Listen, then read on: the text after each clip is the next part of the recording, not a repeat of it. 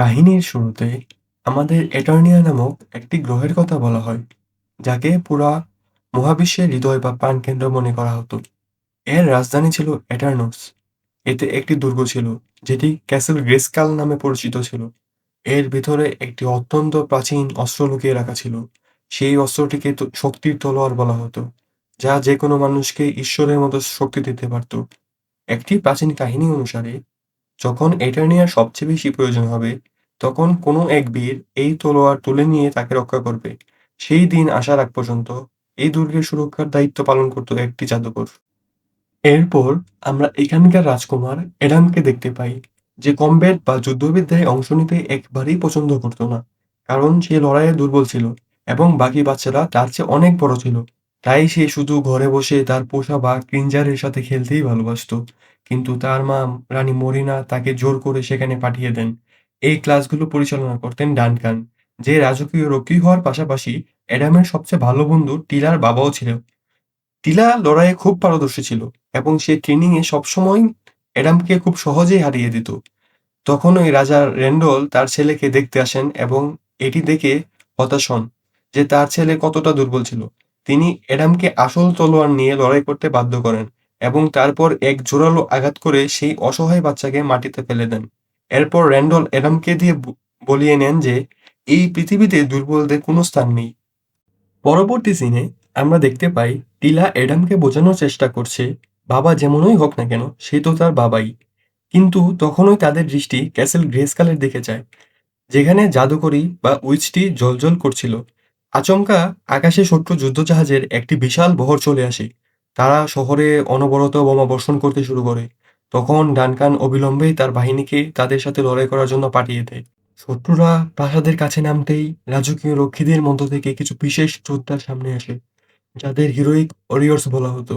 র্যামম্যান সরাসরি তার শক্তিশালী মাথা দিয়ে গুঁতো মেরে আক্রমণ করে।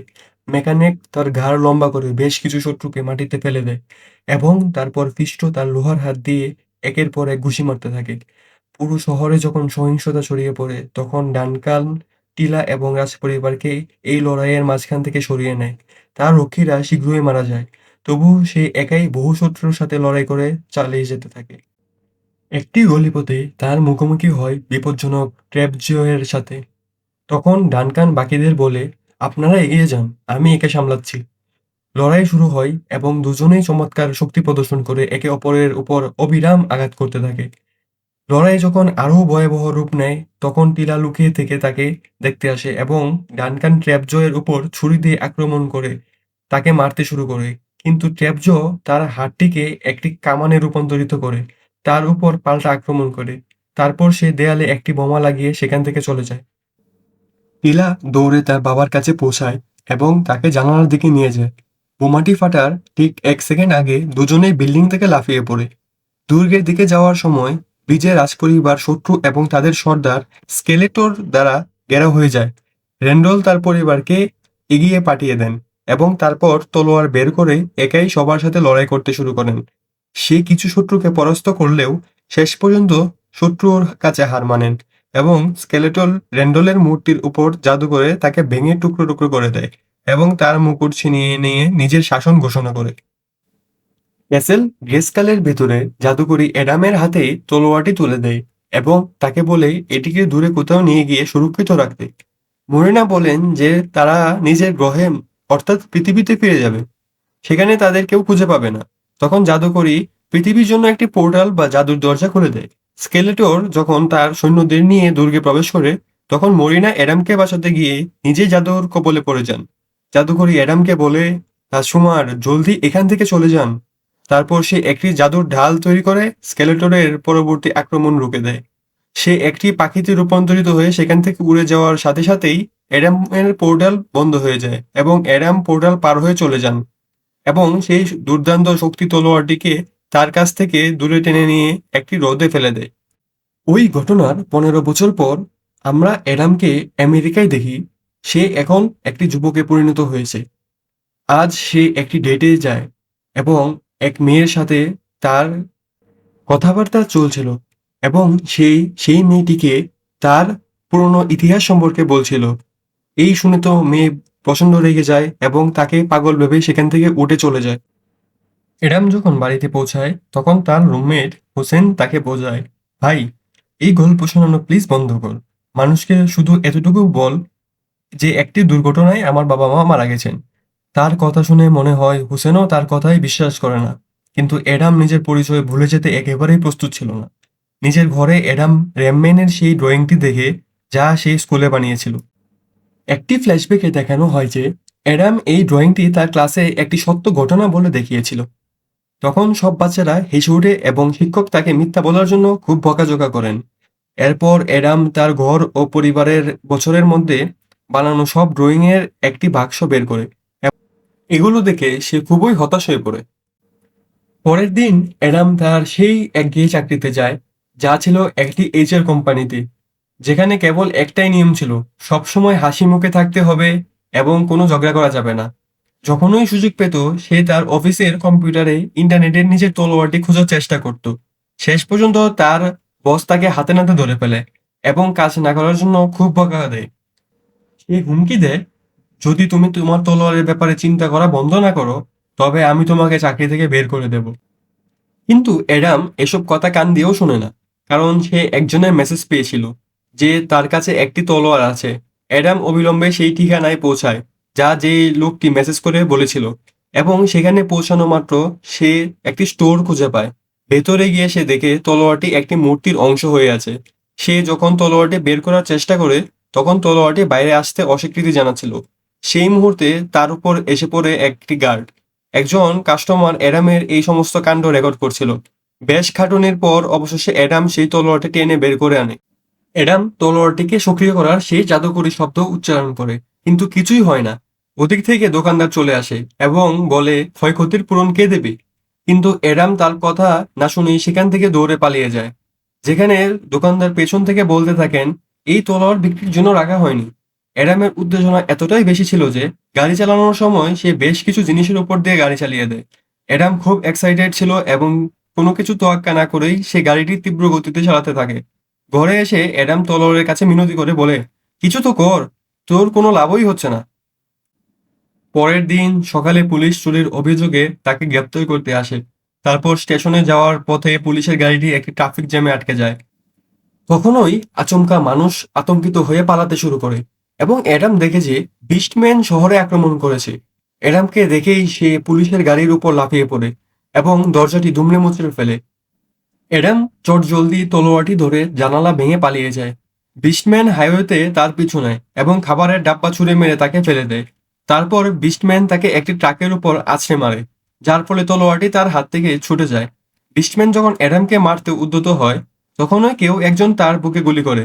হঠাৎ একজন মেয়ে মাঝখানে লাফিয়ে পড়ে এবং নিজের অস্ত্র দিয়ে বিস্টম্যানকে গুলি করে, এবং বিস্টম্যান হাইওয়ে থেকে নিচে পড়ে যায়। যখন সেই মেয়ে ঘুরে দাঁড়িয়ে অ্যাডামকে তার নাম ধরে ডাকে, তখন সে বুঝতে পারে যে এটি তো টিলা। কিন্তু তারা একে অপরের সাথে ভালোভাবে কথা বলার আগেই আচমকা বিস্টম্যান তাদের উপর আক্রমণ করে। টিলা তাকে একটি গাড়ির দরজা দিয়ে ছুঁড়ে মেরে ফেলে দেয়। তারপর সে তলোয়ারটি তুলে নেয় এবং অ্যাডামকে নিয়ে লুকিয়ে পড়ে। বিস্টম্যান গাড়িগুলো ঠেলতে ঠেলতে তাদের খুঁজতে থাকে। টিলা জানায় যে তলোয়ারটি একটি সিগন্যাল বা সংকেত পাঠিয়েছিল, যে কারণে বিস্টম্যান দুজনেই শেষ পর্যন্ত তাকে খুঁজে বের করতে এখানে পৌঁছেছে। দুজনে পালাতে শুরু করে এবং টিলা তো হাইওয়ে থেকে এক লাফিয়ে নিচেই যায়। কিন্তু অ্যাডামের লাফটি ততটা ভালো ছিল না এবং সে প্রায় ট্রাফিকের কবলেই পড়ে যাচ্ছিল। বিস্টম্যান দ্রুত তাদের কাছে পৌঁছায় এবং ওই সময়ে টিলা এবং অ্যাডাম পালিয়ে যেতে সক্ষম হয়েছিল। তারা একটি জাহাজে করে তাদের নিজের প্ল্যানেটের জন্য রওনা দিয়ে দেয়। সময় টিলা অ্যাডামকে জানায় যে অনেক কিছু বদলে গেছে এবং তার বাবা মায়ের সাথে কি হয়েছে তা কেউ জানে না। অ্যাডাম এটি ভেবে অনেক ভেঙে পড়ে যে এটারনোস এখন শুধু একটি ধ্বংসাবশেষে পরিণত হয়েছে। তারা বিন্দুমাত্র টের পায়নি যে ট্রাইক্লপস তাদের দূর থেকে দেখছিল। এদিকে স্নেক মাউন্টের দুর্গে স্কেলেটর বিস্টম্যানকে তলোয়ার নিয়ে আসতে না পারার কারণে শাস্তি দেন এবং জাদুকরী ইভিল লেন তাকে জানায় যে তলোয়ারটি এখন ইটারনিয়াতেই আছে। তখন স্কেলেটর বিস্টম্যানকে সেটি আবার নিয়ে আসার জন্য পাঠায়। ইভিল লেনের মনে হচ্ছিল স্কেলেটর তো আগেই জিতে গিয়েছে, তার কাছে সবকিছুই আছে, তাহলে কেন তার সেই তলোয়ারটি আবার চাই। কিন্তু স্কেলেটরের মনে ভয় ছিল যে এই সবকিছু তার কাছ থেকে ছিনিয়ে নেওয়া হতে পারে। সে রেগে গিয়ে বলেন ইভিল লিনের হাত ধরে পোড়াতে, এবং পোড়াতে তাকে মনে করিয়ে দিতে যদি আমাকে ঈশ্বরের মতো শক্তি অর্জন করতে হয় তবে সেই তলোয়ারটি অবশ্যই চাই। কিছুক্ষণ পর টিলার জাহাজটি মাটির নিচে তৈরি একটি ঘাঁটিতে প্রবেশ করে, যেখানে বাকি সোলজারগুলো লুকিয়ে ছিল। ট্রাইক্লপসও তাদের পিছু পিছু করতে এখানে চলে এসেছে। তাই এখন শত্রুরা এই জায়গার ব্যাপারে জেনে গিয়েছে। টিলা অ্যাডামকে হিরোইক ওরিয়র্সের কাছে নিয়ে যায়, কিন্তু তাদের বিশ্বাস হচ্ছিল না যে এই অপরিচিত লোকটি আসল রাজকুমার। অ্যাডাম তাদের নিজের বিজনেস কার্ড দেখায়, কিন্তু ওরিয়র্সরা শুধু তলোয়ারটি নিয়ে নেয় এবং অ্যাডাম ও টিলাকে একটি সেলে বা কারাগারে বন্দি করে। সেখানে তারা একটি ঘুমন্ত মাতাল এবং রোবটকে খুঁজে পায়, যে এমন এক রোবট ছিল যা 20 জন সৈন্যের সমান শক্তিশালী মনে করা হতো। তখন ওই শত্রুদের জাহাজগুলো বেসে আক্রমণ করে। টিলা চিৎকার শুনতে পায় এবং দরজা ভাঙার আপ্রাণ চেষ্টা করতে থাকে, কিন্তু সে ব্যর্থ হয়। অ্যাডাম রোবটের কাছে সাহায্য চাইলে সে শুধু হাঁটতে হাঁটতে খুব সহজেই দরজাটি ভেঙে ফেলে। বের হওয়ার আগে টিলা সেই মাতাল লোকটিকে জাগিয়ে তোলে, যে ছিল আসলে টিলার স্বয়ং বাবা, ডানকান। তারা যখন তাকে একটু জ্ঞান ফেরানোর চেষ্টা করে, তখন ডানকান অ্যাডামের জুতোর উপর বমি করে দেয়। ডানকান যখন তাদের সাথে সাথে যেতে অস্বীকৃতি জানায়, তখন রোবটও তাকে তুলে নিয়ে বাইরে চলে আসে। সবাই মিলে এবার মার্কেটের মাঝখান দিয়ে পালাতে থাকে। যখন চারদিকে বিস্ফোরণ ঘটছিল, তখনও স্কেলেটলের এন্ট্রি হয়। র্যামম্যান যখন পড়ে যায়, তখন সে দৌড়াতে দৌড়াতে অ্যাডামের হাতে তলোয়ারটি তুলে দেয়। আবার লড়াইয়ে ঝাঁপিয়ে পড়ে। পুরো টিম প্রতিটি কোণে কোণে গুলির হাত থেকে বাঁচার আপ্রাণ চেষ্টা চালিয়ে যায়। টিলা তো একদম স্টাইলে পিছনের থেকে নেমে যায় এবং খুব অদ্ভুতভাবে নামে। তারপর তারা কিছু বাক্সের ভিতরে লুকায় এবং তারা একটি গুহার মধ্যে পৌঁছায়। গুহায় পৌঁছানোর পর সেখানে অনেকগুলো সৈন্য চলে আসে। ডানকান তাদের সাথে লড়াই করতে ভয় পাচ্ছিল, তাই অ্যাডাম এগিয়ে আসে। একদম অফিসের স্টাইলে মিষ্টি হেসে কথা বলা শুরু করে। স্বাভাবিকভাবেই ট্রেপজয়ের কথাবার্তা বলার কোনো আগ্রহ ছিল না, তাই সে অ্যাডামের উপর আক্রমণ করে তাকে ব্রিজের কিনারায় নিয়ে আসে।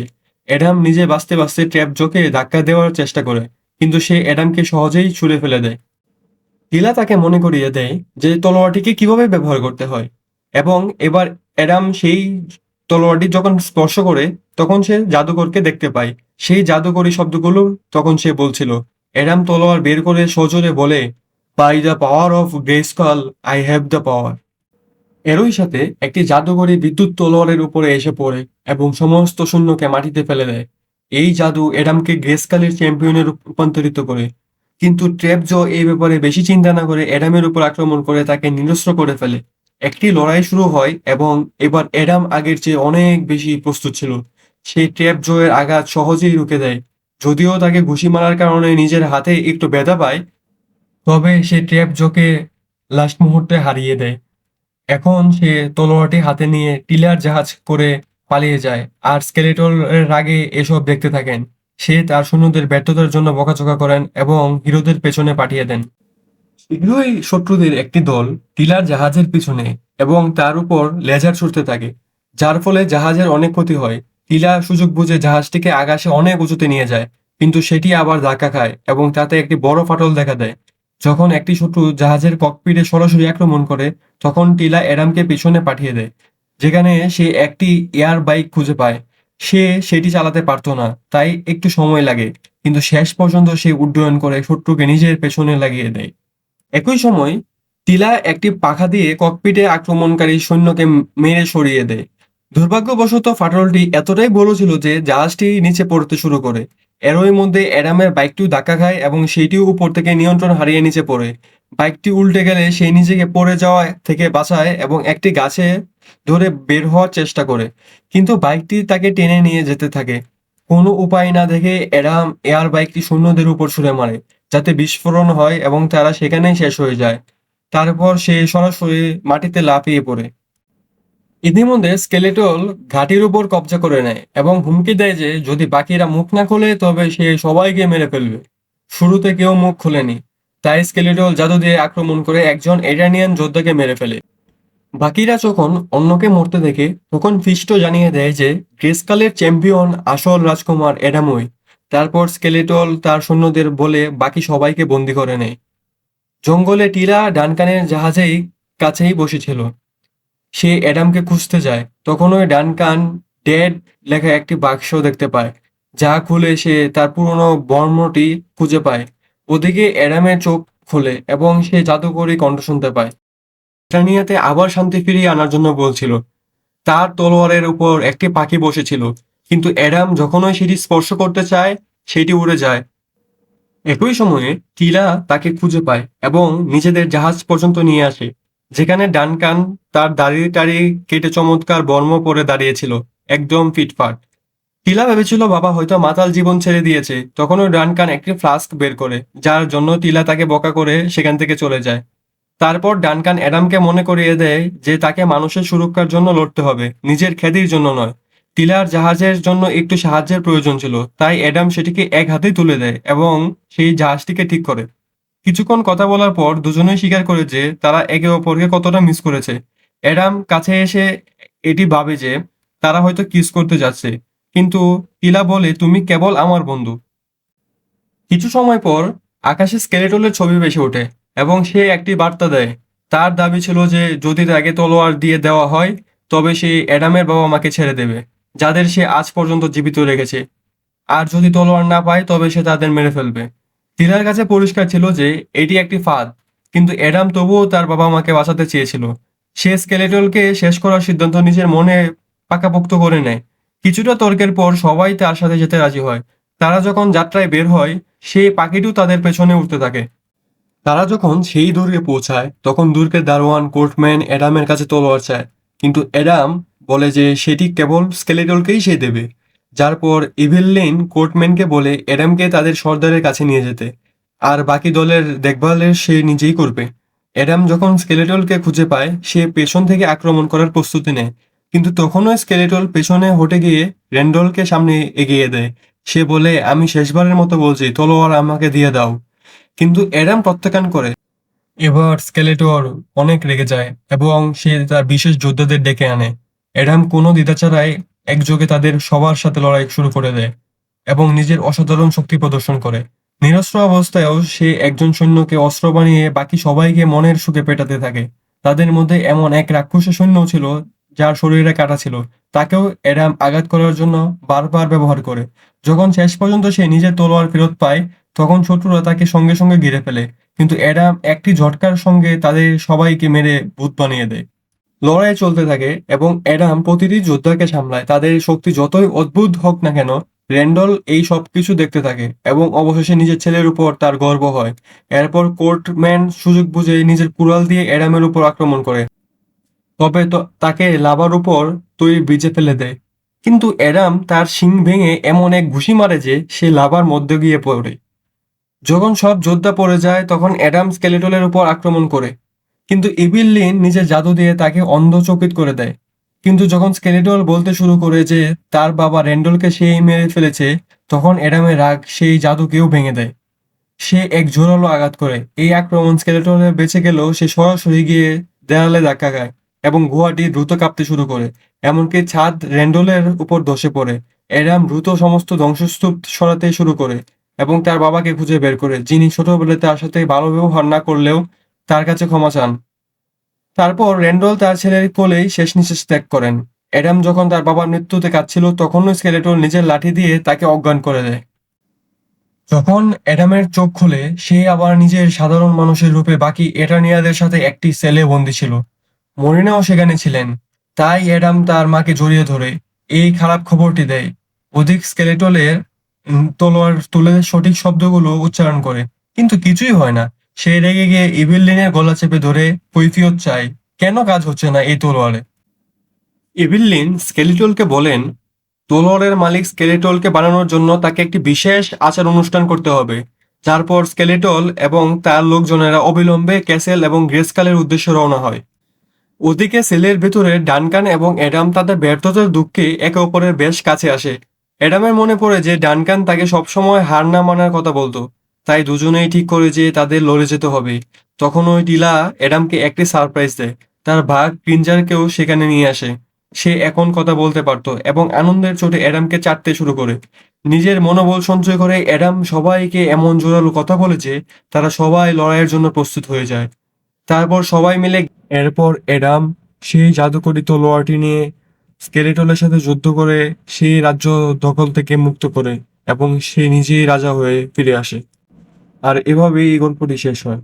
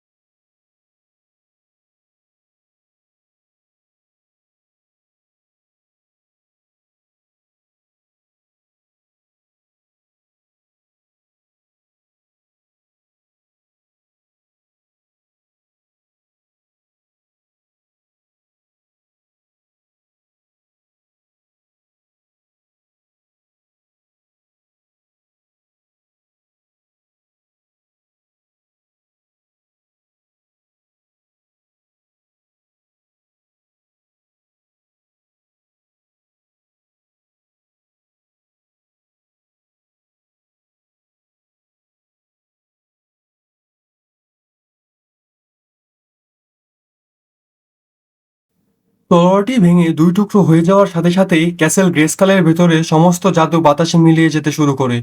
স্কেলেটর অট্ট হাসি হেসে বলে, এখন তোর ওই তথাকথিত পরম শক্তি কোথায় গেল রাজকুমার? তুই তো এখন কেবলই একটি সাধারণ মানুষ। অ্যাডাম ভাঙা তলোয়ারের হাতলের দিকে তাকিয়ে স্তব্ধ হয়ে যায়। কিন্তু সে দমে যাওয়ার পাত্র ছিল না। ছোটবেলায় বাবার সেই কঠোর বাণী, দুর্বলদের কোনো স্থান নেই, তার মাথায় ঘুরতে থাকে। কিন্তু তারপরেই তার মনে পড়ে ডানকানের কথা, তোমাকে মানুষের সুরক্ষার জন্য লড়তে হবে, নিজের খ্যাতির জন্য নয়।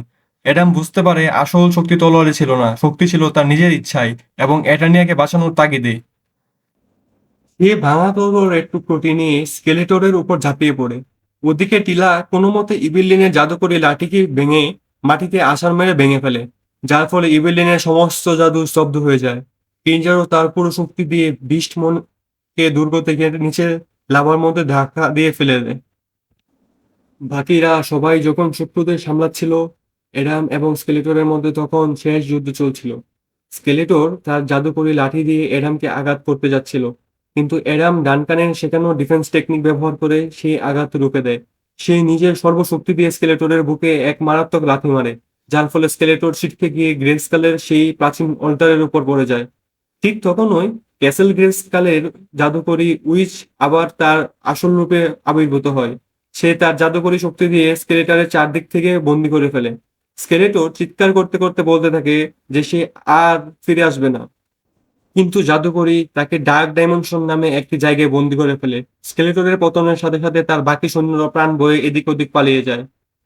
যুদ্ধ শেষ হওয়ার পর ক্যাসেল গ্রেস্কালের ভাঙা অল্টার থেকে একটি উজ্জ্বল আলো নির্গত হয় এবং অ্যাডামের হাতের সেই ভাঙা তলোয়ারটি আবার নিজে থেকে জুড়ে গিয়ে আগের চেয়েও বেশি চকচকে হয়ে ওঠে।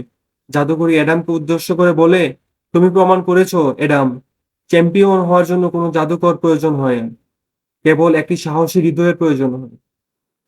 মরিনা, টিলা, ডানকান এবং রোবটো, যার মাথাটি সুরক্ষিত ছিল, সবাই অ্যাডামকে ঘিরে দাঁড়ায়। এটা নিয়ে এখন সম্পূর্ণ মুক্ত।